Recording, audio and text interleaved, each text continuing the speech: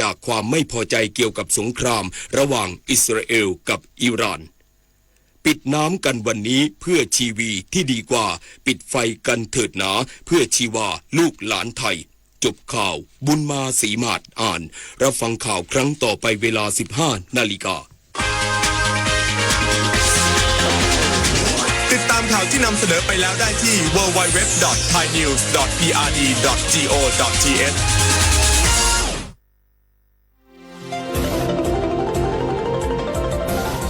วิทยุแห่งประเทศไทย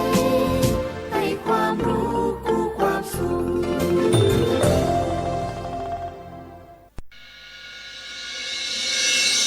สถานีวิทยุกระจายเสียงแห่งประเทศไทยจังหวัดเชียงใหม่ AM 1476 กิโลเฮิรตซ์สถานีวิทยุภาคภาษาชาติพันธุ์แห่งเดียวในประเทศไทยที่มีความทันสมัยเชื่อถือได้สร้างอัตลักษณ์กลุ่มชาติพันธุ์สู่สากล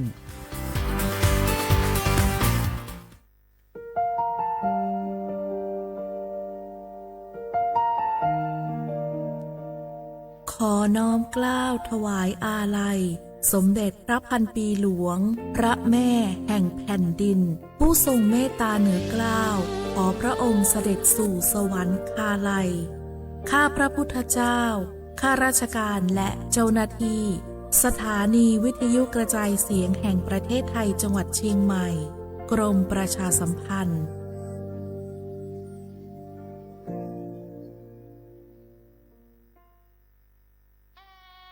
คืน11 มิถุนาฟ้าร่ำไห้ประชาไทยวิปโยคโศกทวินกราบพระบาทอำลาน้ำตารินน้อมใจจินรำลึกพระกรุณาธิคุณน้อมสำนึกในพระกรุณาธิคุณข้าพระพุทธเจ้าคณะผู้บริหารข้าราชการและเจ้าหน้าที่สถานีวิทยุกระจายเสียงแห่งประเทศไทยกรมประชาสัมพันธ์สารคดีแสงเพชรส่องล่าเจ้าฟ้าพัชรกิติยาภาตอนพระราชธิดาผู้ทรงคุณธรรมสมเด็จพระเจ้าลูกเธอเจ้าฟ้าพัชรกิติยาภานเรนทิราเทพยวดีกรมหลวงราชสารินีสิริพัฒน์มหาวชิรราชธิดาทรงเป็นแบบอย่างที่ดีในการประพฤติตนด้วยพระจริยวัตรที่งดงามและเรียบง่ายพระอุปนิสัยอันอ่อนโยนมีพระเมตตาต่อผู้ที่ได้โอกาสและผู้ทุกข์ยากพระองค์เสด็จไปทรงเยี่ยมราษฎรในพื้นที่ห่างไกลทรงรับฟังปัญหาและทรงหาหนทางที่จะช่วยเหลืออย่างเป็นรูปธรรมทรงเห็นความสำคัญกับการให้โดยไม่หวังผลตอบแทนพระองค์ทรงสอนให้คนไทยรักสามัคคีและมีน้ำใจต่อกันไม่ว่าจะในฐานะใดก็ล้วนมีศักดิ์ศรีความเป็นมนุษย์เท่าเทียมกันด้วยพระจริยวัตรที่งดงามและเรียบง่ายของสมเด็จพระเจ้าลูกเธอเจ้าฟ้าพัชรกิติยาภานเรนทิราเทพยวดีกรมหลวงราชสารินีสิริพัฒน์มหาวชิรราชธิดาเป็นแบบอย่างอันทรงคุณค่าที่จะอยู่ในใจประสบกนิกรได้น้อมรำลึกถึงพระองค์ผู้ทรงเป็นพระราชธิดาที่ทรงเปลี่ยนไปด้วยคุณธรรมอันเป็นที่รักยิ่งของปวงชนชาวไทย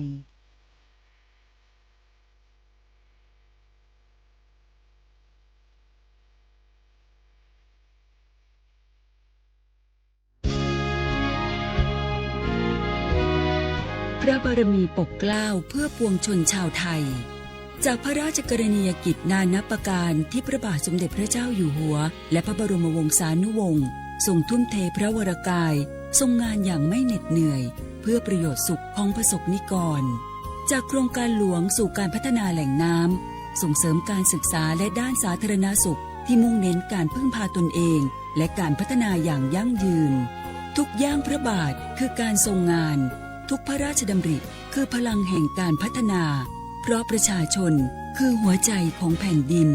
ร่วมเสริมสร้างความรักในสถาบันหลักของชาติโดยสำนักงานประชาสัมพันธ์ที่ 3 กรมประชาสัมพันธ์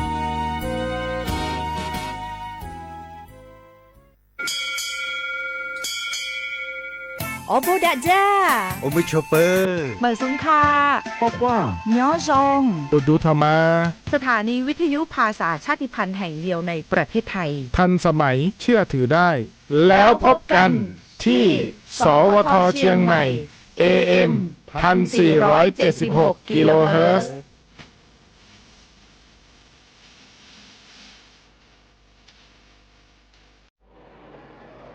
รู้อย่างสปสช มอบสิทธิให้คนไทยทุกคนป้องกันก่อนป่วยฟรี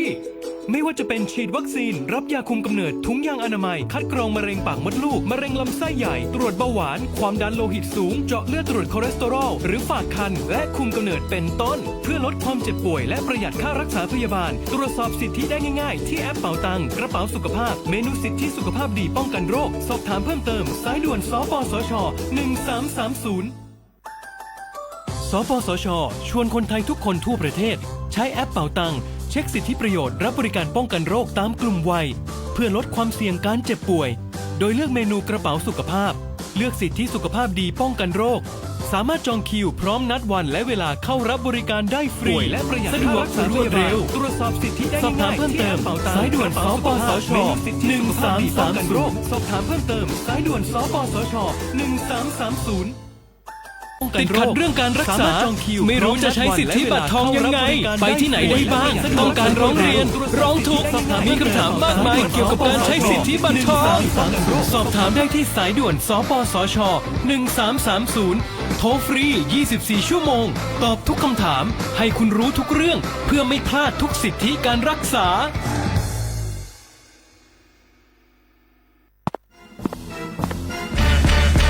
แกลองปะกลิ่นหอมเหมือนขนมหวานที่สำคัญไม่เหม็นเอาเปล่าหยุดเลยนะแกรู้ปะว่าในนั้นน่ะนิโคตินเพียบเลยนะนิโคตินในบุหรี่ไฟฟ้ามันทำลายสมองส่วนการเรียนรู้นะแกยิ่งสูบสมาธิยิ่งสั้นความจำก็แย่ลงแถมยังเสี่ยงเป็นโรคปอดอักเสบเฉียบพลันอีกจริงดิแต่ควันมันก็ไม่เหม็นแถมไม่มีกลิ่นติดตัวด้วยโอ๊ยถึงไม่มีกลิ่นติดตัวแต่สารเคมีโลหะหนักเพียบสูบแล้วเหนื่อยง่ายออกกำลังกายหรือซ้อมเต้นแป๊บเดียวก็หอบและเสียสุขภาพหมดอย่าให้บุหรี่ไฟฟ้ามาทำลายอนาคตและสุขภาพของคุณ ฉลาดเลือกฉลาดใช้ชีวิตไม่ตกเป็นเหยื่อบุหรี่ไฟฟ้าด้วยความปรารถนาดีจากสำนักงานประชาสัมพันธ์ที่ 3 กรมประชาสัมพันธ์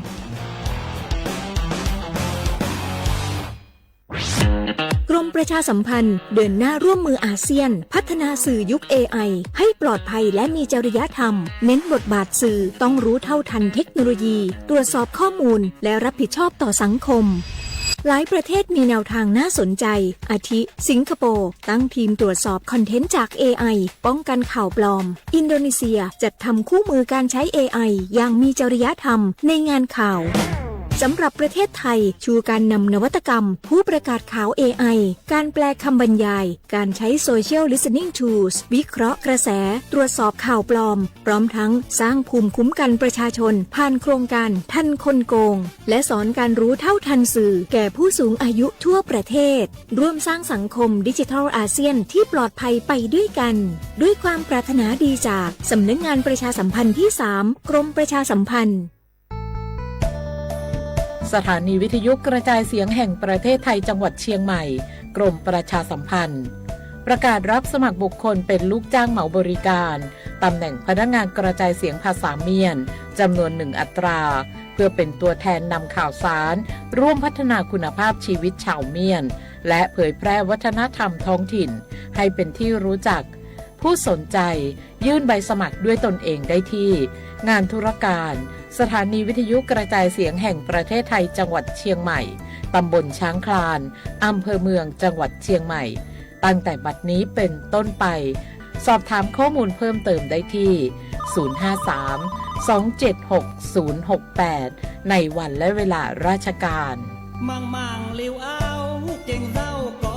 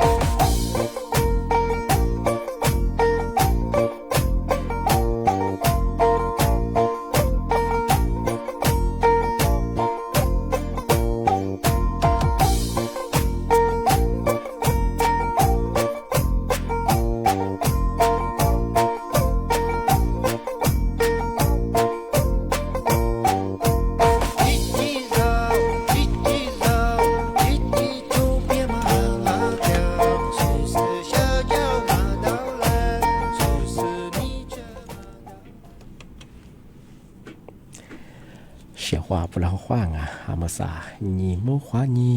ซาโมกะเอาพอลิสุงโดดสุดขวาไปเราชกว่า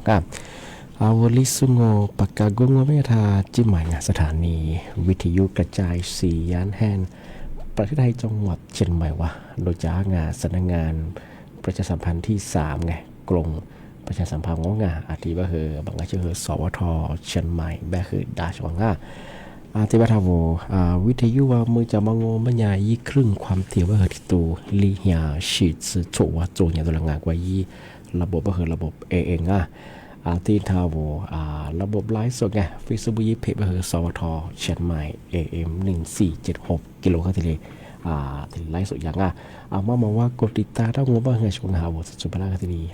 นี่เกินอาทิยังค่ะบทถูกใจได้ชงเบอร์โทรศัพท์งบไม่ยังไงทำไมชุดได้บทชงน้อยมือแห่สุเหเบอร์โทรศัพท์คือดิฟลังกันได้แบบว่าวิทยุนั่นแหละจะแบบยี่เบอร์โทรศัพท์คือหมาโมบิชเนี่ยมาเป็นข้อความว่ายี่ไลฟ์สดติแบบยี่เบอร์โทรหมวงยี่เบอร์โทรงบไม่ยังมาค่ะบทชงถ้าเป็นข้อมาวิทยุนั่นแหละจะแบบยี่เบอร์โทรนี่ใช่ป่ะ053อาทิตย์แบบ276อาทิตย์แบบ007วันที่2แบ่ง053อาทิตย์แบบ276 007มาเดี๋ยวจะรายการอยู่กับไม่เบิ่งเป็นข้อว่าชอบป่าพอตัวฟลองมันเป็นยังไงที่ถึงหมดแล้วยังคือหนีโมขวาหนีฉีโมถึงจะไงหนีโมขวาหนี3โมไหนๆก็คือโฉมโมขวาหนีเจโมเอารายการเลยสมมติว่าคือไหนๆก็คือโฉมโมขวาหนีเจโมถึงขวาโดที่หมดแล้วก็คือหนีโมขวาหนี3โมนาทียังควรยังคือนาเนียสถึง20 นาทีตัวอย่างนี่เมื่อถึงยังงงไม่ยังคือเอาลิซูบาบาโบคือพารากาชของนี่มีถึงยังเป็นว่ายี่จื้อโฉยังไงนี่มีถึงยังคือแฮปเปิลนี่ยี่โคยี่โตยี่จื้อโฉโคตรกลมงเนี่ยว่าชมหมดก็คือเอาว่าจะรู้ตื้อไปละคืองานที่เอาว่าปัตเตอร์งงเป็นยังไงอะไรที่มาพัฒนาคือให้เพิ่งยี่ที่บ้าคือยามาตึงปรงอาชีพบ้าคือให้เพิ่งยี่พัฒนางบเป็นยังคือเอาก็ซาชื่เอาซาชื่อนุชื่อพัฒนาบ้าคือนี่พัฒนาบ้าที่มันคือบ้าคือให้เพิ่งเมจลาปรงที่เป็นยังคือให้เพิ่งยี่ที่ยี่มาบ้าคือสุมาตึงปรงเมื่อเอาสมุยที่นี่จำมาใช่ไงอันยังสมุโซอันยังสมุก็ละคือจะโลตื้อไปแล้วบ้าคือไงให้เพิ่งยี่พัฒนาเป็นยังคือมาตึงใช่ไงทำไมแต่ทำไมปีมางเอาท้ายบางไม่คือ15ชื่อสารยังไงนี่ไม่ดีว่าคือนาทีนี้ช่วงไงวันจันทร์ที่13ไงเดือนกรกฎาคมไงพศก็คือ2569ที่คมางงเอาเฉพาะถ้าวิทยุฟันยินนาจาสูงติงเยทาวไลสวดีโซยีลาโซโมสุดาคือข้อความไว้ช่วงที่ยังไงนี่มีที่บุรุษคือเอาโชว์ร่างว่าคือมาแต่ปีมาที่ลีแจนเตอร์ยังไงที่มองงเป็นไงที่มีฮิโรฮาไงสภาพอากาศไงที่นี่มีถึงยังไม่สร้างนี่มีถึงยังว่าคืออาริตัวเหมือนขึ้นเรียงอที่นิยากรมอุตุนิยมวิทยาที่มีตะบัวกูนิสุเตยิสุยธรรมะที่แจนเตอร์ฝรั่งนี่มีถึงยังงเป็นยังไงเอาแทบเหมือนว่าคือหลายพื้นที่ไงย่านการจอดเรือเมืองคือเลี้ยงอาทิตย์บางที่พื้นที่ธรรมราชจะสมบูรณ์มาคือแต่ยาฝาตาสามโมไม่ใช่ไงอาทิตย์ว่าญาติดตามข่าวสารไงเธอรัฐบาลให้โซแจ้งเตือนมาไงเปียกว่ากุฏิจ้ามาที่อำเภอมางอกุฏิจ่อมาเมืองคือเลี้ยบางคือชกงามาคือสามโมฝาตาแบบสุดที่ปีมากของที่ปากกาอย่างไงบางมาคือที่ติดตามข่าวสารที่ตั้งยาบ้ามางงเป็นยังไงนี่ไม่ถึงยี่บ้าคือที่สื่อสารยังไงยี่คุยยังต้องว่าสุดสื่อกู้ผมไงพื้นที่กว่าที่ฟ้าระวังยังไงมันคือเอาพันเหนืองบ้างไงที่จังหวัดแม่ฮ่องสอนอาจจะบ้าคือจังหวัดเชียงใหม่ที่กลางอาจจะยังคือเชียงรายที่กลางอาจจะบ้าคือที่จังหวัดพะเยาอาจจะยังคือจังหวัดน่านอาจจะยังจังหวัดตากแบบไงมันคืออะไรอย่างคือโฉจังหวะปีข้าววัวชนมาเพื่อที่ว่าจะสบายมาคือเนี่ยฝาตาจังไปช่างบางเพื่อที่ว่าเมื่อคันเรียกมาคือคือโฉดสักวันอยู่คือฉีดเปอร์เซ็นต์ขึ้นเรียบร้อยนี่ก็ถือว่างบไม่ยังมาคือผ้าตะวันออกเฉียงเหนือไงมาคือจังหวัดน้องคายดงอาจจะยังคือจังหวัดบึงกาฬไงอาจจะคือจังหวัดอุดรธานีไงจังหวัดสกลนคร ที่นี่คือจังหวัดนครพนมอ่ะอันนี้ก็คือจังหวัดมุกดาหารอ่ะอันนี้ก็คือจังหวัดอำนาจเจริญบ้างอ่ะอันนี้ก็คือจังหวัดอุบลราชธานีอ่ะปีขว้าหัวโชว์ที่ภาคตะวันออกเฉียงตะวันตกสบายไงมาคือที่เนี่ยฝ่าท่าสมมติว่าเฉียงไงปีขว้าถ้าจะสบายไงมาคือพื้นที่มีความเสี่ยงในเมืองหาขึ้นเรียบมั้งอ่ะมาคือแต่สมมติฝ่าท่ากับช่วงงานที่ถึงการงมปัญญามาคือภาคกลางอ่ะภาคกลางก็คือหนีกับจังไงจังหวัด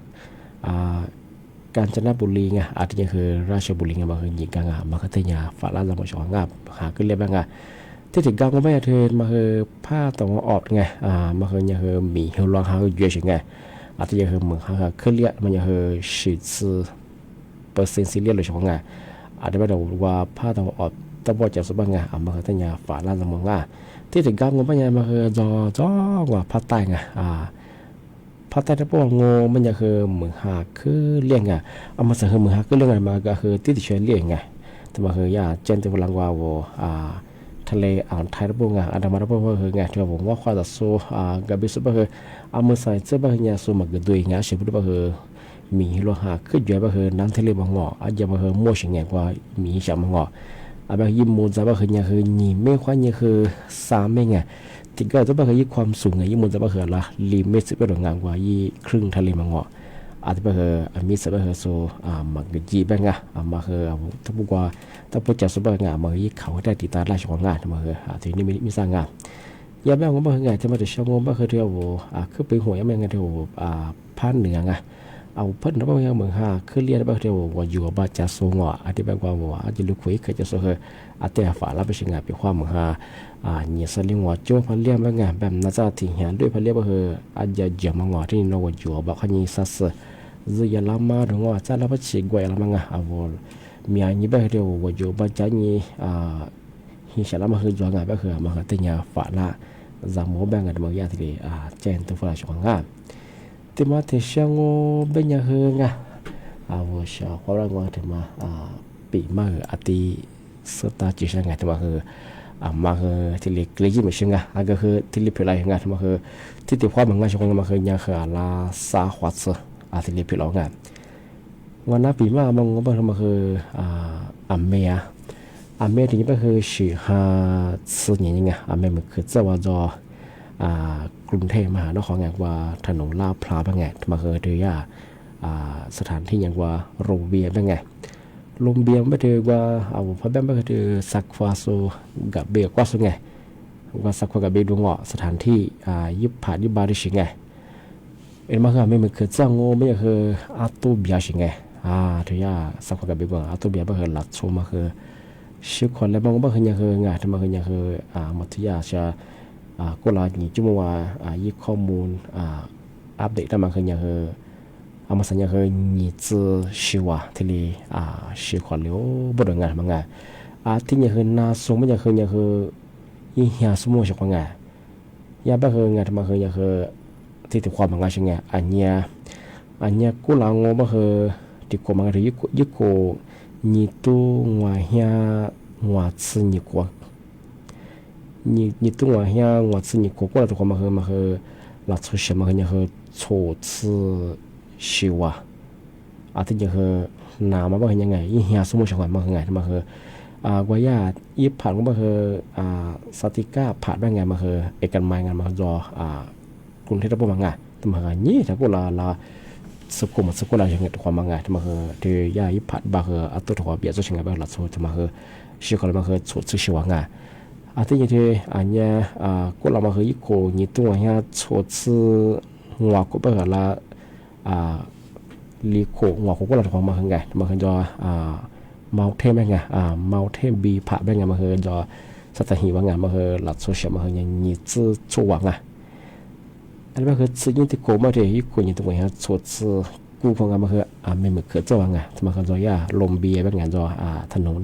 ลาดพร้าวไงมาคือหลักโซ่ชื่อของมันคือยังคือยี่จื้อชัวไงที่นี่คือยากกว่ามาบางกันบางอย่างที่มีแบบมาคือแล้วก็จะสบายคือยืนยันมันยังคือมาสั่งยังคือสุดสวยที่เลยยืมแบบไงที่นี่คือหลักโชว์ว่าผีเลยมาคือเจอช่วงงาความหัวงามาสัญญาที่เลยคือกับข้ออย่างงา ที่บ้านงูมันยังชอบงาเอาสักคนสามีไงมาเลยตัวกับเบียคือฝาตั้งฝาตั้งแบบงั้นมาคือจะจำไม่ใช่ไงเป็นว่าสถานที่ยังว่าคือเอามาซึ่งออกมาคือแบบนั่งเอายาคือจ้าเอายาเด็กมาคือตู้พับยาบ้าคือไงฮักคือบ้าคือที่มาจุบ้าหลับจุบ้าคือฟิวหัวงอมาคือมาคือว่าจำเปื่อยชงไงบ้างเหมือนหรือบ้าคือเอาตู้เบียบ้าคือไงฮักคือที่มาบ้าคือหลับจุเป็นหลับความงาบ้าคือหลับจุบ้าคือว่าตือหมอจีสบ้างาตุ้งขู่เชื่อมาคือไงบ้างหลับจุบ้าคือเชื่อมาคือยังจีชัวบ้างไงมาคือเมื่อที่เกิดไม่ชงไงบ้างมาคือแบบบ้างไงชงไงแต่สิริจำงานมาไม่ขาดมาไงอันที่ยังไม่สบายยาคือขึ้นยังกับกูยังไงยังไม่เคยที่你自小ไม่เคยจำเมื่อยังคือเสียบ้างจุดปัญญาคือชั่วไม่ชงไงทำไมคือเหตุการณ์เรื่องมันคือว่าที่ยิบผ่าว่าไงที่เอาตัวเบียร์มาไงเอามาสบายเคยยิบเขาก็ตัวอย่างชงไงเอามาว่าเฟซบุ๊กกันยังสบายว่าที่กับตีจังงานทำไมคือถึงมาแต่ปีเมื่อเจนตัวจังงานที่มาถึงช่วงมันยังไงที่ยาสำนักงานตำรวจไงไซเบอร์มาเจนตัวฝรั่งเอามาสาเรียวชงไงเอามาจะซื้อจะมาว่าออนไลน์ก็ยังสายมังเอามาคืออัตยากับกุญยิงกับใจมังฟุตบอลมาปกติคือตัวนี้ไม่ใช่ไงที่ก็รู้ว่าคือจะซื้อผีๆก็คือมาว่าผู้ดูโจ้คือไงผู้บอกแค่แต่อ้วนมาตัวใช่ไงผู้บอกอ้วนไม่จะซื้อมาส่งเรามาตัวใช่ไงมันคือกุหลาบมาคืออันนี้ขอประกาศยังไงเอามาคือแต่สั่งไปยังไงเอามาใส่เห็นยี่แบบเราจะซื้อจะมากว่าเฟซบุ๊กก็ยี่มันก็เชื่อว่าออนไลน์ก็ยี่ความว่ามันคือขึ้นยังไงอันนี้คือกลุ่มมิจฉาชีพขึ้นยังจะซื้อพวกเบอร์ไปจะซื้อมาส่งเรามาขึ้นยัง比如จะซื้อส่งเราคือว่าวันที่จะไปแล้ววันที่จะส่งเรามาตัวเช่นไงอันที่ว่าคือยาสำนักงานตำรวจคือทำมาคือเจนเตฝรั่งทำมาคือถ้าใช้ยายี่ผิวเจนเตฝรั่งมาคืออันที่ยาจำไม่ใช่ของงานอันที่ไม่ใช่ของงานมาสาคือนั่นแหละคืองานหมดว่าที่ว่าอย่างนั้นเอาไว้ช่วยถ้าวิทยุให้นั่นนะจะสุงถ้าไลฟ์สดตีสุดก็คือขวาง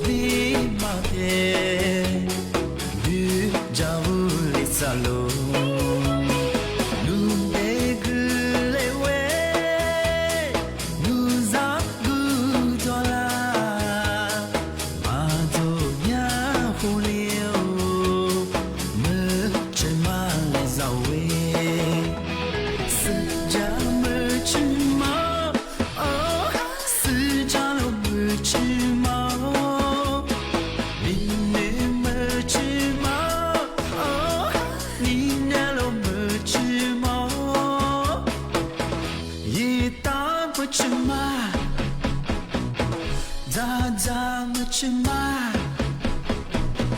不啦么吃嘛，么吃嘛，么吃嘛嘛嘛，阿里瓜酱糯米，么吃嘛，不得里比扎点，四家么吃嘛，哦，四家了么吃嘛。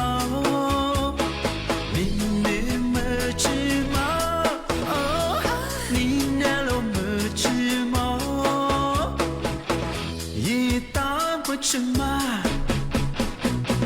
咋咋么吃嘛，嘟啦么吃嘛，么吃嘛，么吃嘛嘛嘛，阿里瓜酱糯米，么吃嘛，不得里比扎点。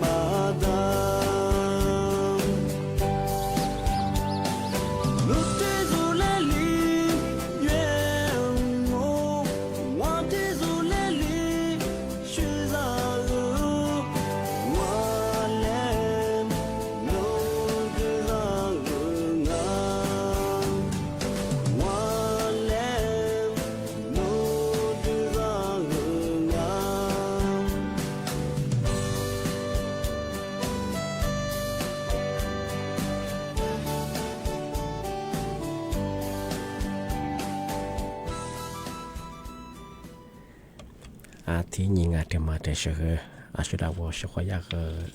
ทุฝรั่งนั่นยังฝรั่งอ่ะว่าไม่มาเคยจอถือยาลมเบียมาไงจอคนที่ว่าถนนล่างพร้าวว่าถืออัตุบยามาอีเวลามาคือไอ้โมบยามาคือแต่ดีปีมากว่าเลยชงงานอันที่บ้างว่าคือแต่ว่าปีมากไงที่มาทำลายไงถือยีเวลาเงาะมียืดแต่ยาโทใจมาเงาะมียาอัตุดีสีมาเบียมางานที่ไม่มาเคยบ้างคือไงสติมุงสติมุงว่าจะสิ่งที่ไปถือยารับแจ้งเหตุบางงานมาที่สติมุงว่าจะสิ่งว่าที่รับแจ้งเหตุบางงานตัวเบียบยังไงที่แบบที่